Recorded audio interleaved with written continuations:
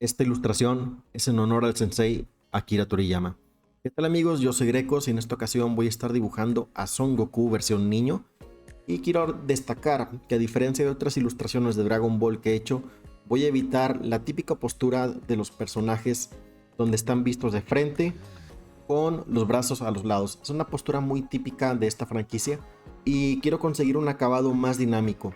Es decir, voy a evitar a toda costa que el torso del personaje se vea vertical. Busco líneas inclinadas o líneas curvas que me ayuden a enfatizar ese dinamismo. Entonces, esa es mi regla número 1.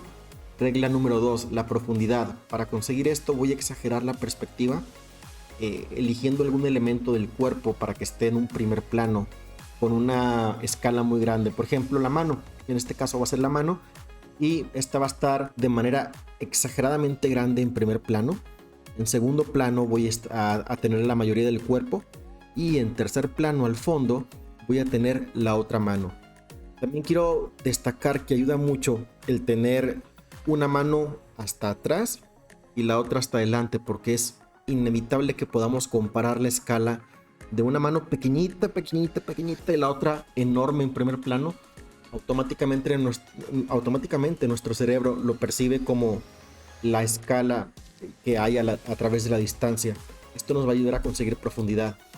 Y ahora, hablando del dibujo y de todo esto, pueden ver que estoy trabajando de una manera muy sucia, muy, digamos que desorganizada, pero 100% recomendable cuando estamos inventando una postura de nuestra cabeza. No estamos copiando una referencia ya previamente establecida, porque podemos dibujar, experimentar de una forma mucho más fluida, más natural, sin temor a equivocarnos, y sobre todo que podemos o perdemos el miedo de trabajar encima de lo que ya habíamos trabajado previamente porque simplemente no le hemos dedicado tanto tiempo a detallar esas partes del dibujo. Entonces, cuando vayamos a crear una postura nueva desde nuestra cabeza o a inventar alguna referencia, muy recomendable primero hacerlo a manera de boceto, y ya una vez que nos guste el resultado, ahora sí podemos trabajar el trazo, el line art, ya posteriormente colorearlo.